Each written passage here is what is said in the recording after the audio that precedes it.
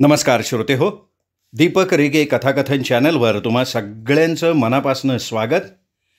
श्रोते हो, आज तुम्ही ऐकणार आहात इंद्रजित पाटील यांच्या अल्पावधीतच 8 राज्यस्तरीय पुरस्कार प्राप्त कथासंग्रह शेलक्या 12 या कथासंग्रहातली कथा. पण तत्पूर्वी तुम्ही जर आत्ता चॅनलवर पहिल्यांदा आला असाल किंवा अजूनपर्यंत तुम्ही चॅनल सबस्क्राईब केलेलं नसेल तर एकच विनंती करतो की चॅनल सबस्क्राईब करा.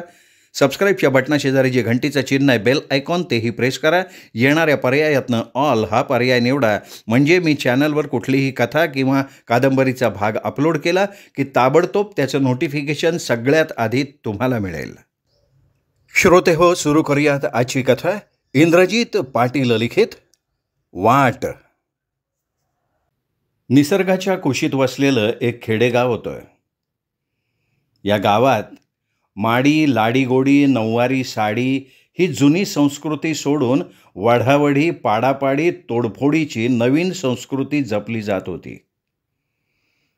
आज हे गाव घडा साडा ओढा यात गुंतण्याऐवजी मायबडा धडा लढा या मार्गानं निघालं होतं. त्यात यांत्रिक शेतीमुळे JCBला बांधावरची झाडं बघवेनात, तर ट्रॅक्टरच्या नांगराला बांध टोकरल्याशिवाय करमेना. दोष माणसातल्या वाईट प्रवृत्तीचा होता. अति हव्यासामुळे या गोष्टी वाढत होत्या. सर्वत्र मनमानी कारभार चालू होता. कायद्यातल्या पळवाटांमुळे शेतकऱ्यांच्या तक्रारीची दखल योग्य वेळी योग्य रीतीनं घेतली जात नव्हती. त्यामुळे पांद, बांध, पायवाटा, गाडीवाटा या फक्त नकाशावरच राहिल्या होत्या. शेतकरी एकमेकांच्या शेतवाटा अडवत होते. नित्य संघर्षमय परिस्थिती निर्माण होत होती. बघूच्या अरेरावीच्या भाषा बोलल्या जात होत्या. अतिसंवेदनशील परिस्थिती निर्माण झालेली होती. त्यातच जवळ झालेल्या मोठ्या प्रकल्पामुळे बागाईत झालेली, त्यामुळे इथल्या लोकांना श्रीमंतीचा माज चढला होता. इलक्षण गरिबाचं भक्षण ही इथे असणाऱ्या महाबेरकी, कटू कारस्थानी आणि स्वतःला प्रतिष्ठित म्हणवून घेणाऱ्या उच्चभ्रू आणि पुढारी लोकांची लक्षणं होती. इथे मोठे मासे छोट्या माशांना नेहमीच गिळत होते. बहुतेक लोक पोलीस चौकी, कोर्ट कचेऱ्याकडे पळत होते. पेपरात या गावची बातमी सदाच असायची. बातमी वाचून आसपासची गावं टिंगलटावाळी करून हसायची. अशाच या अख्ख्या महाराष्ट्रात गाजलेल्या गावात बाप्पा नावाचं एक व्यक्तिमत्व राहत होतं. त्यांचं वय साधारण 45 वर्ष. शरीरानं सडपातळ पण लिखाणाचा छंद असलेल्या या माणसाकडे गाव अतिशहाणा, वेडा म्हणून बघत होतं. जणू जिथं पिकतं तिथं विकत नाही याची प्रचिती बाप्पा आणि त्याच्या बाहेरगावच्या मित्रांना येत होती. म्हणूनच हे मित्र अगदी निर्मळ अंतःकरणानं त्यांना मदत करत होते. कोणतीही चांगली गोष्ट करताना प्रथमतः त्याला विरोध होतो, नंतर टिंगल होते आणि शेवटी त्या चांगल्या कर्माचा स्वीकार होतो. याची जाणीव शेजारच्याच गावचा मित्र संजूला होती आणि म्हणून तो बाप्पांना समजावून सांगत होता. प्रतिकूल परिस्थितीत नेहमीच खंबीरपणे उभा राहत होता. त्या दिवशी बाप्पा आणि संजू तालुक्याच्या गावाला निघाले होते. तसा संजू बाप्पांचा बालपणीचा मित्र. ते दोघं एकाच शाळेत एकाच बेंचवर बसून शिकले होते. खऱ्या अर्थानं वाढले घडले होते. परंतु फरक एवढाच होता की संजू त्याच्याच गावातल्या हायस्कूलमध्ये माध्यमिक शिक्षक म्हणून काम करत होता. शाळा 100% अनुदानित असल्यामुळे त्याला फुल पगार होता, पण बाप्पांची मात्र अवस्था बिनपगारी फुल अधिकारी अशीच होती. 16 वर्ष ज्युनियर कॉलेजमध्ये काम करून त्यांनी प्रभू रामचंद्राचं 14 वर्ष वनवासाचं रेकॉर्ड मोडलं होतं. बघता बघता त्यांच्या हातून वेळ निघून गेली होती. त्यामुळे मनाला खूप वेदना होत होत्या. आपल्याकडे अर्थ नसेल तर खऱ्या अर्थानं जीवनाला अर्थ उरत नाही, कारण पैशाशिवाय काहीच होऊ शकत नाही. अशा वातावरणात बाप्पांच्या अंतःकरणातला कलेचा किडा त्यांना स्वस्थ बसू देत नव्हता. तो सतत वळवळ करत होता. त्यात काय झालं, संजूनं दिलेलं चरित्रलेखनाचं काम अगदी शब्दाला जागून रात्रीचा दिवस करून त्यांनी पूर्ण केलं. तसा त्यांनीही दिलेला शब्द तो आज पूर्ण करत होता. चाकरी नावाच्या कविता संग्रहाची पुस्तकं महाराष्ट्र प्रेसला येऊन पडली होती. ती आणण्यासाठी तालुक्याच्या गावी निघाले होते. तसा तो बाप्पांना घेऊन जाण्यासाठी 2 व्हीलर गाडी घेऊन त्यांच्या गावी आला होता. शेतात सोयाबीनची काढणी चालू होती. रोजंदारीवर बाप्पा सोयाबीन काढून घेत होते. आपला भाचा दीपकच्या हातात ट्रॅक्टरची चावी आणि योग्य त्या सूचना देऊन ते आणि संजू तालुक्याच्या गावी निघाले होते. तसा संजू शांत संयमी स्वभावाचा, जणू बर्फाचा गोळाच होता. स्वभावाप्रमाणे गाडी तो अगदी शांतपणे चालवत होता. अरे मित्रा, गाडी इतकी सावकाश कशी चालवतोय, जरा स्पीडमध्ये चालव की, बाप्पा त्याला म्हणाले. नाही, अजिबात नाही. हे म्हणूनच नाही तर कितीही अर्जंट काम असू दे, मी गाडी अशीच चालवतो. आणि आपल्याला काय कुठल्या मीटिंगला जायचं आहे का एवढी घाई करायला? नकारात्मक मान हलवत तो म्हणाला. असंच काही बाई बोलत असताना पाठीमागे गाडीवर बसलेले बाप्पा रस्त्यावर लावलेले वेगवेगळे सूचना फलक बघत होते. पुढे धोक्याचं वळण आहे, वाहनं सावकाश चालवा, मनाचा ब्रेक, उत्तम ब्रेक वगैरे वगैरे. या सगळ्या नियमांचं पालन संजू अगदी तंतोतंत करत होता. तसं बाप्पांचं जीवन म्हणजे पेटलेला वणवाच होता आणि या वणव्यात त्यांना गारवा द्यायचं काम संजू करत होता. इतकी दोघांची मैत्री घनिष्ठ होती. अंधारल्या दाही दिशा जगण्याची व्हती नशा, अंधारल्या दाही दिशा जगण्याची व्हती नशा, उजेडात काजव्याच्या पाहिली मी नवी उषा, पाहिली मी नवी उषा. उषक्काल गंध फुले दरवळे वास रे, उषक्काल गंध फुले दरवळे वास रे, तुझा माझा खास अन मोकळा श्वास रे, मोकळा श्वास रे. खरंच बाप्पांच्या अंधारातल्या जीवनात प्रकाश आणि त्यांच्या दुःखातलं सुख, प्रतिकूल परिस्थितीत जो त्यांच्या पाठीशी खंबीरपणे उभा राहिला, तो सच्चा दोस्त म्हणजे संजू होता. मैत्री म्हणजे सहवास नव्हे, तर ते असतं हृदयांतरीचं नातं. असंच दोघांचं नातं जुळलं होतं. ते त्यालाही आणि बाप्पांनाही कळत होतं. पण कधी कधी बाप्पांना स्वतःची लाज वाटायची, कारण प्रवासापासून सगळ्या खर्चाचा भार तोच उचलत होता. काय करणार, इकडे नोकरीत विश्वासघात झाला होता. हातातोंडाशी आलेला घास संस्थापक आणि प्राचार्यांनी हिसकावून घेतला होता. घरचेही लोक छिडछिड करत होते. बायको लेकरांच्या अपेक्षा ते पूर्ण करू शकत नव्हते आणि अशा परिस्थितीत ते मराठी साहित्यात वावरत होते. तिथेही काही मिळत नव्हतं. मिळाला तर एखादा पुरस्कार. त्यालाही आई म्हणायची, ते लाकडी फुटकाळ तुला काय खायला देतं का, पैसे देतं का, घालू का त्याला चुलीत, तेवढा चहा तरी होईन. बाबा, फक्त मानपानानं पोट नाही भरत, त्याच्यासाठी कमवावं लागते. जगण्याचा आणि संसाराचा प्रश्न जिच्या पुढे रोजच पडला होता, त्या बिचाऱ्या आईला खरं जीवन म्हणजे काय असतं किंवा जीवनाचं तत्त्वज्ञान सांगण्यात काही अर्थ उरत नव्हता आणि तिला ते सांगून कळणारही नव्हतं, कारण ती अडाणी होती. हे सगळं ती अडाणी विचारानंच बोलत होती. अशाच वादळी विचारात इकडच्या गप्पा मारत संजूची दुचाकी महाराष्ट्र प्रेस समोर येऊन उभी राहिली. तिथे देवडकर सरांबरोबर चहापाणी करून राहिलेलं त्यांचं बिल सारून कविता संग्रहाच्या 500 प्रती ताब्यात घेतला. ते सगळे गठ्ठे 2 पोत्यात भरले आणि गाडीवर टाकून गावाकडे निघाले. दुपारचे 2 वाजले होते. गाडी मंद गतीनं गावाकडे निघाली होती. ती निम्म्या वाटेवर असेल तेवढ्यात फोनची रिंग वाजायला लागली. संजूला गाडी हायवेच्या कडेला उभी करायला सांगून बाप्पांनी फोन उचलला. त्यांची बहीण आबीचा फोन होता. ती घाबऱ्या बोलत होती, अरे जरा लवकर ये, अण्णाला काहीतरी चावलंय, त्यांना सिव्हिलला नेलंय. तसा त्यांना मानसिक धक्का बसला.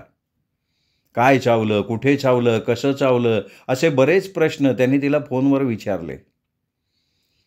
सोयाबीनची मूठ पटकरात उचलून टाकताना काय चावलं समजलंच नाही, ती म्हणाली. दीपक कुठे आहे? ट्रॅक्टर चालू आहे का? तू चालू केल्यापासून त्यांनी बंदच केलेलं नाही, तिने प्रतिउत्तर देऊन टाकलं. ठीक आहे, अर्ध्या तासात येतो असं सांगून त्यांनी फोन बंद केला.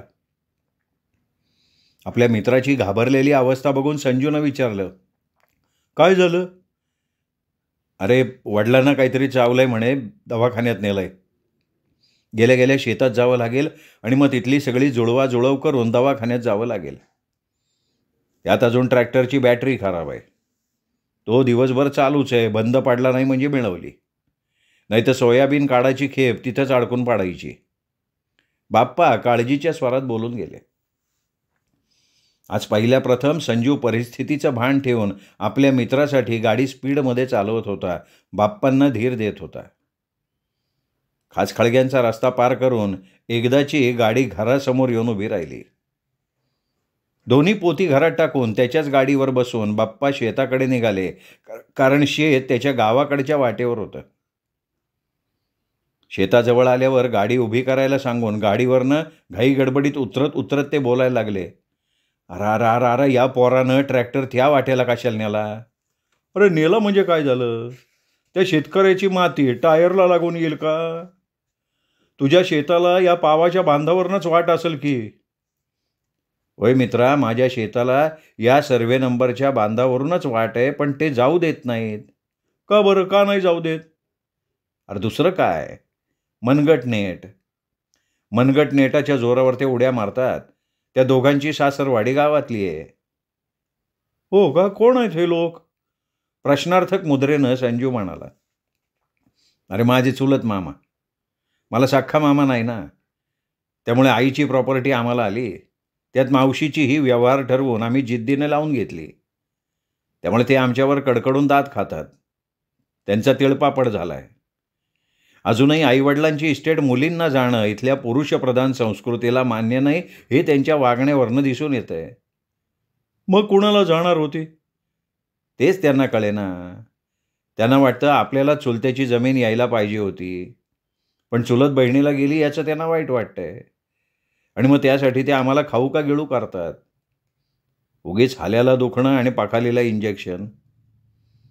शेजारी मानसिकदृष्ट्या आजारी असला की आपली बेजारी होते आणि पोरानं नेमकं ट्रॅक्टर या वाटेवर नेऊन लावलाय. चिंताग्रस्त बाप्पांनी आपलं मत व्यक्त केलं. असू दे, आता लावला तर थोडं सबुरीनं घे, समजावून सांग, बाहेर काढ, भांडण तंटा करू नको. नाही, मी कशाला भांडण तंटा करू? भांडण तंटा करायला आमच्या अंगावर मांस तरी कुठे आहे? बरं ठीक आहे, येतो मी. असं म्हणून संजू गाडीला किक मारून गावाकडे निघून गेला. डोक्यात विचारांचं काहूर मातलं होतं. एकीकडे अण्णांना काय चावलं असेल, त्यांचं कसं होईल, तर दुसरीकडे हे लोक वाटेसाठी भांडणं उकरून काढतील, याच काळजीत यादवाच्या पट्टीतली सोयाबीनची दसकटं तुडवत बाप्पा ट्रॅक्टरजवळ आले. ट्रॅक्टर इकडं कशाला आणला? रोडवरच उभा करायचा ना, दीपकला ते म्हणाले. आता अण्णांनी सांगितलं म्हणून आणला मामा, आणि इतक्या लांबून गठुडी डोक्यावर वाहणं सोपं आहे का? दीपक ट्रेलरमध्ये पडलेलं गठुडं सोडत बोलून गेला. ठीक आहे, मग भरा पटापटा. गडी हानम्या आणि दीपक ट्रेलरमध्ये हेल रचत होते. एकदाशी हेल रचायचा झाला. सर्व बाया गडी करतडीत पाणी पिण्यासाठी बसली होती. तेवढ्यात अंकुशा हातातली काठी टेकत टेकत हौदावर येऊन बसला. तेव्हाच बाप्पांच्या मनात खरखरा आला, हा 100% भांडणं उरकून काढणार. हे इथलं कामच झालंय म्हटल्यावर आपल्याला इमानी जावं लागेल असं रोजंदारीला सांगत होते. एवढ्यात दीपकने ट्रॅक्टर वळवला. पाठीमागे हेलावर हानम्या गडी बसला होता. बाप्पा करतडीत बाया गाड्यांच्या बरोबर कामाविषयी बोलत होते आणि नेमकं व्हायचं तेच झालं. अंकुशानं ट्रॅक्टर अडवला. कुणाला विचारून तू इथून ट्रॅक्टर घातला म्हणून तो दीपकला दाब द्यायला लागला. तसा हानम्या गडी हेलावरनं खाली उतरला, अंकुशला समजून सांगायला लागला. तेव्हा अंकुशा रागातच उद्गारला, तुझा माझा काही संबंध नाही, तू मध्ये काय बोलायचं नाही. तसं हानम्यानं मला काय करायचंय बाबा असं म्हणत दोन्ही हात झटकले आणि बाजूला झाला. दीपक त्याला समजावून सांगत होता, ट्रॅक्टर चढावर आहे, ट्रॅक्टरची बॅटरी खराब आहे, फक्त रोडवर काढतो आणि उभा करतो. पण सावकाश चालणाऱ्या ट्रॅक्टरच्या पुढे दोन्ही पायाच्या जन्मतःच कमानी असणारा अंकुशा पळायला लागला. तेव्हा बाप्पांचा थोरला भाऊ भावड्या धावतच तिथे पोचला आणि त्याला बाजूला करायला लागला. पण दोन्ही पायाने डक मारणारा अंकुशा नाहीत असल्या इचकट पाचकट शिव्या द्यायला लागला. त्या झटापटी त्याच्या हाताला थोडं खरचटलं, त्यातनं रक्त व्हायला लागलं. मूळचाच त्याला त्वचारोग होता. उन्हात गेलं की त्याची त्वचा लाल व्हायची, आगीत वांग सोलून निघाल्यासारखी दिसायची. म्हणून या बुटक्या आणि गाठळलेल्या मूर्तीवर दिवसभर छत्रीचं छत्र असायचं. भर उन्हात हे कडक पात्र कुठल्या तरी झाडाच्या सावलीत बसायचं. भांडणं लागली का काय असं म्हणतच बाप्पा आणि कामाला असणारे रोजगारी हौदाजवळ पोचले. तेव्हा अंकुशा आपला धाकला भाऊ रावश्याला फोनवरनं अर्वाच्य शिव्या देत होता. आय गेल्या कुठं जख मारली रे, हे पाटलाची पोरं मला मारायला लागल्यात आणि तू घरात निवान्नेच लावे रे. झोपेतनं उठलेला रावश्या लालबुंद डोळे करत धावत हातात काठी घेऊन आला. काय झालंय काय नाही हे न विचारता त्यांनी बाप्पांचा गरीब भाऊ भावड्याच्या पिंडरीवर जोरात काठी मारली. तसा कळकुट्या अंकुशाला आणखीन चेव आला. तो मोठमोठ्यानं शिव्या देत काठा मारायला लागला. पिंडरीवरच काठीचा जब्बर मार लागल्यामुळे भावड्या तिथंच मटकन खाली बसला. दीपक पटकन आजी कबी आणि मावशी आबीकडे पळत सुटला. आत्ताशी वयात आलेला पोरगा अंकुशच्या शिव्यानं गर्भगळीत होऊन गायब झाला होता. कारण भांडण मारामारी हा प्रकार तो पहिल्यांदा अनुभवत होता. फेंगडे अंकुशाची आणि कुचकट काटा असणाऱ्या रावश्याची स्वारी आता बाप्पांकडे वळाली होती. रावश्यानं पहिली काठी त्यांच्या डाव्या पायाच्या पिंडरीवर मारली तशी बाप्पांच्या मस्तकाची आळीच हल्ली. यांना आपण एवढं समजावून सांगू नये, हे आपल्यावर अन्याय करतात हे त्यांच्या मनाला पटत नव्हतं. कारण अन्याय करणाऱ्यापेक्षा अन्याय सहन करणारा फार मोठा दोषी असतो. अंकुशाची दुसरी काठी बद्दकन त्यांच्या पाठीवर पडली. रावश्या अशी काठी मारणार तोच त्यांनी खोडा घालून त्याला जमिनीवर लोळवला आणि बोकंडी बसून हातानं गुदायला सुरुवात केली. त्याच्या हातातली काठी ते हिसकावून घ्यायला लागले. तोपर्यंत अंकुशाच्या 10-15 काठ्या बाप्पांच्या पाठीवर पडल्या. तसे ते भावड्याला मोठमोठ्यानं ओरडत होते, भावड्या उठ, मार त्यांना मार. पण पिंडरीवर जास्त मार लागल्यामुळे त्याला उठता येत नव्हतं. एवढ्यात त्यांच्याच भावकीतल्या भिव्यानं बाप्पांच्या हातात आलेली काठी हिसकावून घेतली. आता त्यांची सगळी भावकी गोळा झाली होती. काटक शरीर असणारे बाप्पा विचार करत होते, आता आपलं काही खरं नाही. एवढ्या माणसांसमोर आपला कसा टिकाव लागणार होता. अंकुशावरून काठ्या मारतच होत्या. तेवढ्यात अंकुशाच्या हातातली काठी त्यांच्या हाताला लागली. मनात आलं, अपंग आहे, लाथ मारावी तर खड्ड्यात पडेल, उगं मेलं बिलं म्हणजे नशिबाला नाही ते यायचं. म्हणून बाप्पांनी माघार घेतली, पण शिव्याच्या भिव्यानं त्यांच्या हातातली काठी हिसकावून घेतली. शिवा यांच्याच भावकीतला रावश्याचा सालगडी होता, भिवा त्याचा मुलगा. बेडणी दिसायला गायगाबडी पण कसाबाच्या वाहनाची होती. अशा प्रसंगी एका आईची असल्यागत वागायची. परत अंकुशा काठी फिरवून बाप्पांच्या पाठीत मारायला लागला. तोच अचानक आलेली त्यांची बहीण आबीनं एका लाथेत त्याला जमिनीवर आडवा पाडला आणि हे युद्ध निमूटपणे बघणाऱ्या बाजूच्या माणसातनं आपसूक आवाज आला, वाघ वाघीन राणी लक्ष्मीबाई. तसं अंकुशा आणि रावश्या त्या म्हाताऱ्याकडे डोळे वाटरून बघायला लागले, शिव्या द्यायला लागले. अंकुशा तर आबीच्या तोंडापुढे दात ओठ खाऊन काठी नाचवायला लागला. बाया माणसाला मारू नको म्हणून 4 माणसं त्याला बाजूला करत होती, पण इकडं रावश्याला खुमखुमी येत होती. त्यानं बाप्पांच्या नरड्याची घाटी धरली, दाबायला लागला. तशी बाप्पांची म्हातारी आई कबीचं काळीच कळवळलं. ती त्याला हंबरडा फोडून म्हणायला लागली, मार मार त्याला, जिता मार, होऊ दे तुझं समाधान, तर होऊ दे तुझी एकदा इच्छा पुरी. बाप्पा डोळे पांढरे करायला लागले होते. हा निर्वाणीचा लढा होता. त्यांनी साऱ्या अंगातलं बळ एकवटून एकदाशी रावश्याला खाली आडवा पाडला आणि कणिक तेंबल्यागत तेंबायला सुरुवात केली. हा सारा प्रकार बघून त्यांच्याच भावकीतलं एक पोर अंकुशाच्या बायकोकडं पळालं आणि घाईघाईनं सांगायला लागलं, वहिनी वहिनी, पाटलाच्या पोराने अंकुश आप्पा लय मारला, चला लवकर. मरुदे मेलेला, वाटायला लागला या पण वाटासाठी भांडतोय. याला जिमिनीवरचा पाय उचला ना, काठी उचलतोय आणि उगाचच भांडण काढतोय. तिचं म्हणणं बरोबर होतं. तो होताच खरा टांग टिरमिड मोठा घोडा. आशेनं आलेल्या या पोराची पुरती निराशा झाली होती. वहिनीनं दिलेल्या या उत्तरामुळे आणखीन भांडलातली मज्जा बघण्याच्या त्याच्या वैयक्तिक कल्पनेवर विरजण पडलं होतं. त्यामुळे अपेक्षाभंग झालेलं हे पोर उदास अंतःकरणानं माघारी फिरलं. इकडे रावशाची बायको पुष्पा बाप्पांच्या भावकीतली होती. नात्यानं ती त्यांची बहीण लागत होती, तर आईच्या नात्यातून ती मामी झाली होती.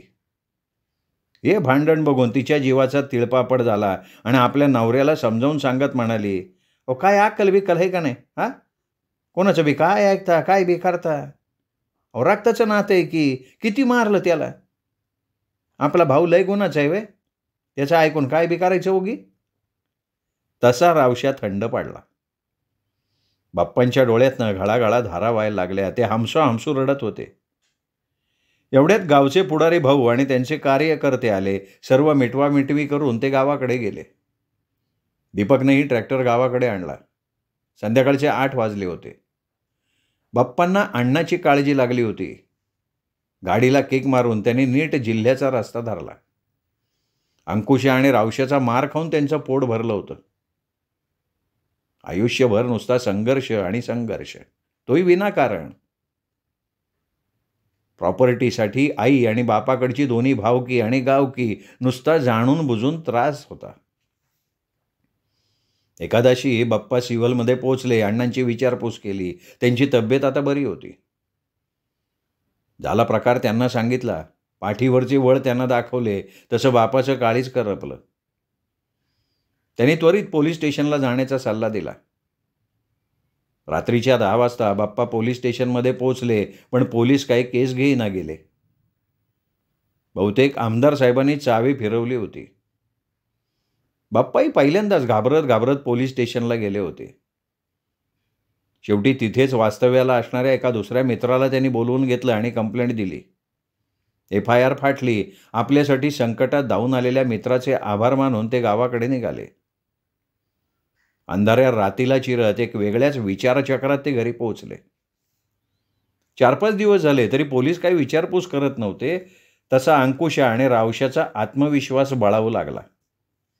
रस्त्यावरून जाताना ते उगाचच थांबायचे, डोळे वाटारून बघायचे आणि म्हणायचे, अरे तो शेताकडं कसा येतो ना तेच बघतो. तुझ्या बाया माणसाचं बी काय आता खरं नाही. इथून पुढं तुमचं जगणंच मुश्किल करताव. रावशात त्याच्या 2 पोरांच्या जीवावर नाही त्या धमक्या द्यायला लागला. पोरंही गाडीचा कट मारायला लागली. रानात आडवाआडवी करायला लागली. दोष त्यांचा नव्हता, त्यांच्या वयाचा होता. हुंबाडीचं वय ते. नवीन रक्त धमन्यातनं लय सळसळत होतं. त्यामुळे गुरमीच्या भाषा ती बोलत होती. अण्णा म्हणजे कायद्यातला किडा होते. त्यांच्या अथक प्रयत्नानं शेवटी 8 दिवसांनंतर पोलीस पंचनामा करण्यासाठी आणि आरोपींना पकडण्यासाठी पोहोचले. पण आमदार साहेबांच्या सांगण्यावरून पोलिसांनी आरोपींना आधीच पळवलेलं होतं. ते वरवरचा दिखावा करत होते. पंचनामा झाला. ट्रॅक्टर कुठून कुठपर्यंत आणि कसा आला याची चौकशी झाली आणि अण्णांना त्या साहेबांनी सल्ला दिला. वाट कायदेशीररित्या तुम्हाला मिळते की तहसीलदार कार्यालयात तक्रार करा. अहो आत्तापर्यंत साहेब काही अडचणच नव्हती ना. माझ्या पावासाठी ही जुनीच वाट आहे. याने नाही जाऊ दिलं तर तक्रार तर देणारच आहे की, अण्णा म्हणाले. 8 दिवसानंतर पुढारी भाऊ आणि त्याच्या कार्यकर्त्यांनी पोलीस स्टेशनला हे प्रकरण मिटवलं. अण्णांना केस माघारी घ्यायला भाग पाडलं. तेव्हा बाप्पाला वाटलं आता वाटासाठी तक्रारी होणार नाहीत. पण 1च महिन्यात अंकुशानं आपली जात दाखवली आणि भावड्याची बैलगाडी अडवली. रागाच्या तावा तो भावड्याला धमकवायला लागला. अय खोळपे, शेवटचं सांगतोय, पुन्हा हेतून गेला तर काय खरं नाही बघ. चुकलं बाबा, पुन्हा नाही येणार, असं म्हणून भोळा भाबडा भावड्या तिथनं निघून आला. घडलेला सारा वृत्तांत अण्णाला सांगितला. रावशाचा सूर मात्र आज बदलला होता. तो स्वतःला चांगला म्हणून घेण्यासाठी हे कटू कारस्थान करत होता आणि वरून समाजात मात्र म्हणत होता की शेजाऱ्यानं काय उडून जायचं का? कारण तो बाप्पांचा शेजारी होता. त्याचं सर्व क्षेत्र बागायत असल्यामुळे त्याला बाप्पांच्या वावरातून गेल्याशिवाय पर्याय नव्हता. त्यात वाईत वावरातून अण्णांनी त्याला त्याच्या शेतासाठी गाळ आणून दिला होता, पण अंकुशाला मात्र त्याच्या वावरात पाऊल टाकायचं म्हटलं तरी विचारावं लागत होतं. रावशा मात्र म्हणत होता, अंकुशा लय कडू माणूस, निस्ता नीच कुत्रा, त्याला काय सांगितलं समजत नाही. पण सर्व कटकारस्थानं करणारा हा तर पडद्यामागचा खरा वकील होता. महाबेरकी, फक्त गोड बोल्या, छिनाल बुद्धिमत्तेचा. हे अण्णा बाप्पा आणि गावानंही पुरतं ओळखलं होतं. राहिला मुद्दा वाटेचा. तर शेजाऱ्यांनाही वाटत होतं चट अण्णा वाट घेईल, आपल्याला काय करायचे, उगीच कोणाबरोबर दुश्मनी नको. अण्णांनी वाट घेतली का आपण निवांत जायला मोकळे झालो. पण अण्णांनी हे सर्वांना पक्क ओळखलं होतं, म्हणून ते वाटेसाठी जास्त झटत नव्हते. कुणाबरोबर याविषयी बसत बोलत नव्हते. उलट बाप्पा आणि भावड्याला म्हणत होते, तुम्ही नुसतं ट्रॅक्टर घाला र, त्यांना आडिवलं का ट्रॅक्टर तिथंच सोडून या, मग बघतो माझ्या मी काय करायचं ते. यांना चांगला कायद्याचा हिसकाच धावतो. जाऊ द्या ना अण्णा, कशाला उगाच पोलीस स्टेशन कोर्टाची पायरी, नुसता पैसा उधळायला लागतो. त्यापरीस बारक्या बापाचं म्हणून जगलेलं बरं. बरं ते रोगानं जर झालेलं फेंगडं किती दिवस जगणार आहे. आपल्या घराचा तळतळाट त्याला नक्की लागणार बघा. बाप्पा अण्णांना समजावून सांगत होते. असं म्हणतो पोरा, तर मग बघा तुमचं काय ते, माझ्यानंतर तुमचं काही खरं नाही. असंच वागला तर तुम्हाला ते पळवून लावतील. अरे 10 दिवस शिळी होऊन जगण्यापेक्षा 1 दिवस वाघ म्हणून जागा. अण्णांनी आपले हे निर्वाणीचे विचार बाप्पा आणि भावड्याच्या पुढ्यात ठेवले होते. अलीकडे त्या वाटेवरनं जायचं बाप्पांनी बंद केलं होतं. वाटेला लागलेल्या अंकुशाला उगाच वाटत होतं पाटलं कशी न मवली. तो कॉलर टाईट करून बावचळल्यासारखा समाजात आपला मोठेपणा सांगत फिरत होता. पण समाज हा प्रत्येक व्यक्तीचा आरसा असतो. समाज अंकुशचं वागणं अयोग्य मानत होता, नव्हे त्याची बायकोसुद्धा ते सत्य स्वीकारत होती. पण करणार काय, जित्याची खोड मेल्याशिवाय जाणार नाही. पापाचं माप भरल्याशिवाय लवणणार कसं, न जाणे बाप्पाचं मन राहून राहून म्हणत होतं, त्याच्या ताटीची वाट हीच असणार आहे. त्यामुळे बाप्पांना संजूते ते शब्द आठवत होते, संयमाची फळं नेहमी गोड असतात, उताण्याचं पालथं झाल्याशिवाय राहत नाही. माणसाचं जीवन क्षणभंगूर आहे, ते पाण्याचा बुडबुड आहे. त्यामुळे प्रत्येकानं जीवनाचा मनसोक्त आनंद घेतला पाहिजे, नातीगोती जपली पाहिजेत. कित्येक वेळा सांगूनही अंकुशा हे मानायला तयार नव्हता. तो बाप्पांच्या घराकडे शत्रुत्वाच्या नात्यानं बघत होता. बाप्पांचा वैचारिक लढा तर अंकुशाचा मनगटाचा नेटाचा लढा होता. ज्या वाटेवर तसं पाहिलं तर दोघांचाही काहीच अधिकार नव्हता.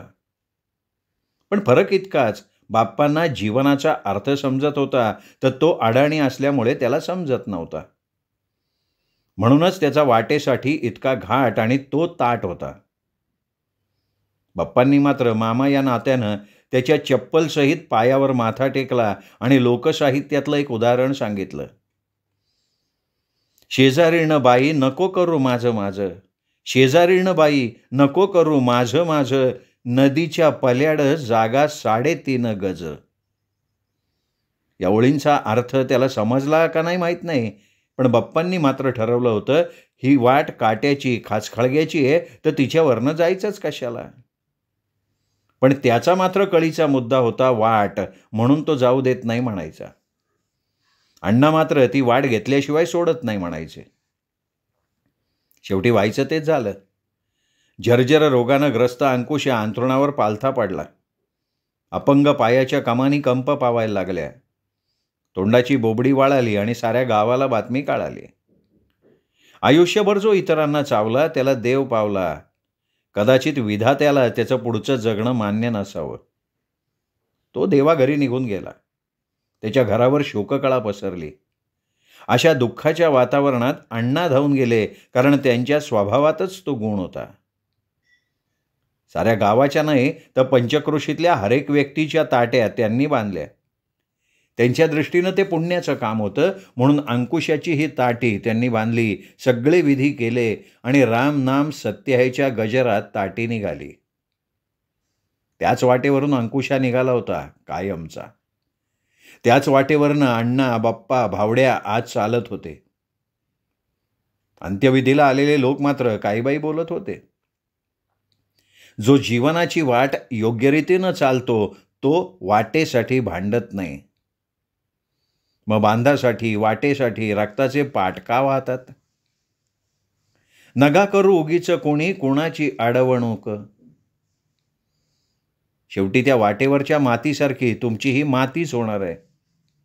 म्हणूनच म्हणावंसं वाटतं, हे मानवा, सोड स्वार्थ, मनी परमार्थ, जीवना अर्थ करते सार्थ. सुखाची असावी लाट, उगवती पहाट, वळणाची परी मानवतेची धरवाट. म्हणूनच कळीचा मुद्दा असू नये ती वाट, ती वाट. श्रोते हो, दीपक रेगे कथाकथन चॅनलवर तुम्ही ऐकत होतात इंद्रजित पाटील यांची कथा वाट. कथा कशी वाटली हे कमेंट करून जरूर कळवा. ही कथा तुमच्या मित्रपरिवारात, नातेवाईकात, सोशल मीडियावर शेअर करा. आणि हो, चॅनल सबस्क्राईब करायचं राहून गेलं असेल तर आत्ता वरती जो माझा फोटो दिसतोय त्या फोटोला क्लिक करा आणि चॅनल सबस्क्राईब करा. एवढीच विनंती करतो आणि थांबतो.